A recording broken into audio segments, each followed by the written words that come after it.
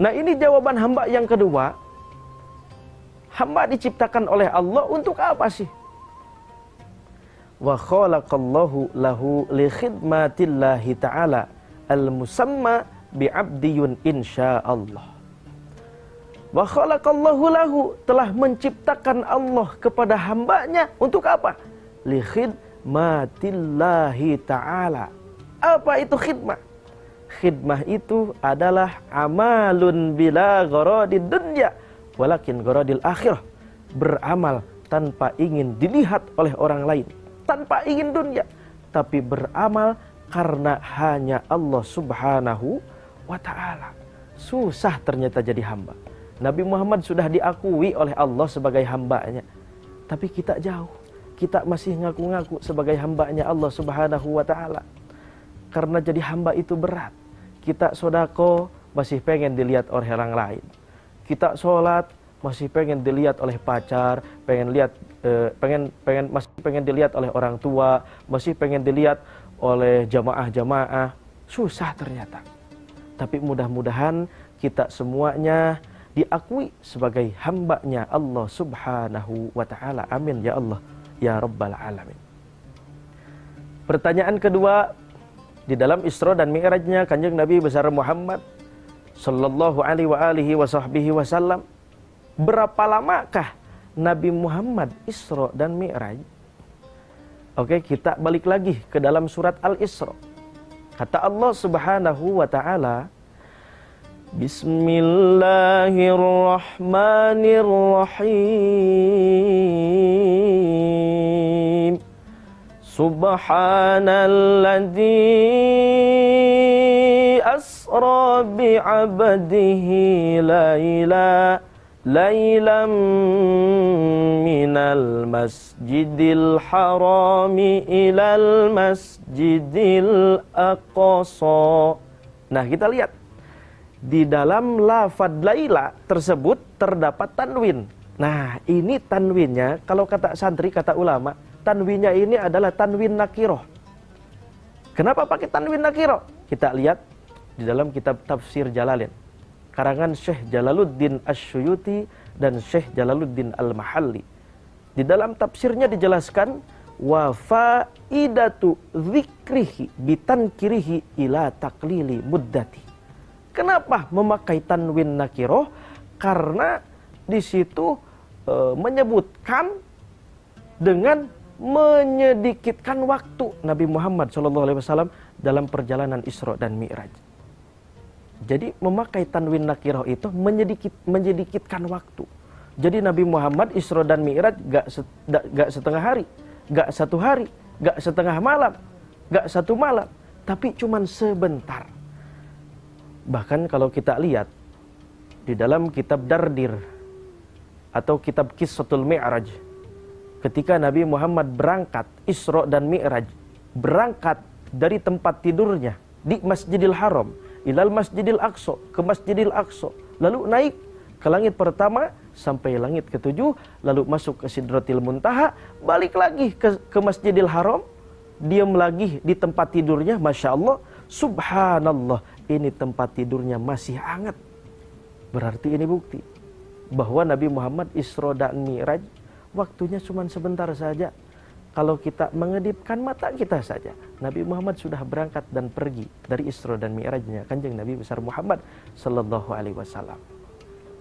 Dan kalau kita dengar, kalau kita lihat kata NASA, Badan Antariksa Amerika, sekarang galaksi yang paling jauh yang ditemukan oleh manusia, yakni berjarak 7.000 tahun atau 8.000 tahun dengan kecepatan cahaya. Itu pun belum sampai langit yang pertama. Tapi hebatnya Nabi Muhammad SAW Isra dan Mi'raj melewati 7 langit dengan begitu cepatnya.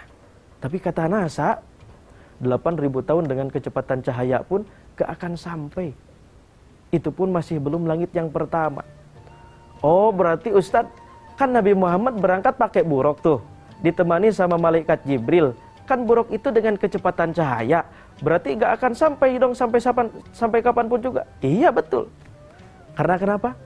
Karena buruk gak membantu Nabi Muhammad. Buruk cuman hanya variasi saja, cuman hanya teman aja. Saya kasih contoh, kalau kita punya mobil atau kendaraan yang lain, pada saat maju di tanjakan gak naik, coba kira-kira variasinya bisa menolong mobil yang gak naik gak?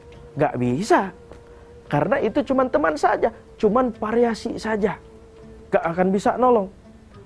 Saya kasih contoh lagi, kalau misalkan ada semut, ini semut mau pergi dari Bandung ke Jakarta, kira-kira sampai gak 1 hari lah?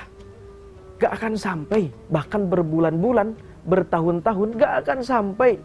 Tapi kalau ada semut lalu diambil oleh orang dan orangnya mau pergi dari Bandung ke Jakarta, insya Allah tuh semut bakalan sampai 4 jam sampai 5 jam. Karena ada apa? Karena ada pertolongan dari tangan manusia. Dan Nabi Muhammad pun seperti itu, gak akan sampai ke langit ke-7 kalau gak ada pertolongan dari Allah Subhanahu wa ta'ala. Jadi jawaban yang kedua, Nabi Muhammad SAW Isra dan Mi'raj hanya sebentar saja. Lalu kita beranjak ke pertanyaan yang ketiga. Yang ketiga, Nabi besar Muhammad SAW Isra dan Mi'raj naik ke langit pertama, ke langit kedua, sampai langit yang ke-7 bertemu dengan Nabi siapa saja. Nabi Muhammad naik ke langit pertama bertemu dengan Nabi Adam. Yang dimana ini Nabi Adam luar biasa tinggi banget ini Nabi Adam. Umurnya pun panjang.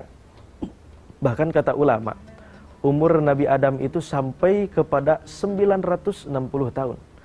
Bahkan kata kaul yang lain, Nabi Adam itu umurnya bisa sampai 1000 tahun. Dan tingginya ini sangat luar biasa tinggi. Nabi Adam tingginya 60 diro. 1 diro'nya 1 hasta, 1 hastanya 1 siku orang dewasa. Kalau dihitungkan sentimeter kurang lebih 50 cm. Jadi kurang lebih tingginya Nabi Adam adalah 30 meter. Ini luar biasa. Itu masih langit yang pertama. Langsung Nabi Muhammad naik lagi ke langit yang kedua, bertemu dengan Nabi Isa dan Nabi Yahya. Naik lagi ke langit ketiga, Nabi Muhammad bertemu dengan Nabi Yusuf, yang katanya ini Nabi Yusuf adalah Nabi tertampan di dunia. Apakah betul? Salah.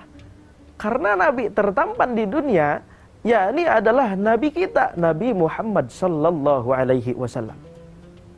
Memang benar di dalam Al-Quran diceritakan ketika ada perempuan yang sedang memotong-motong sayuran. Karena saking tampannya, melihat ketampanan Nabi Yusuf alaihi salam. Ini jari-jari gak kerasa kepotong karena melihat ketampanan Nabi Yusuf alaihi salam. Saking tampannya. Tapi kalau Nabi kita, Nabi Muhammad sallallahu alaihi wa alihi wa sahbihi wasallam, Allah dohirkan ketampanannya, maka kalau kita mau memotong jantung kita, mau memotong paru-paru kita, lambung kita, gak akan kerasa. Saking apa? Saking indahnya, saking tampannya Nabi besar Muhammad sallallahu alaihi wa alihi wa sahbihi wasallam.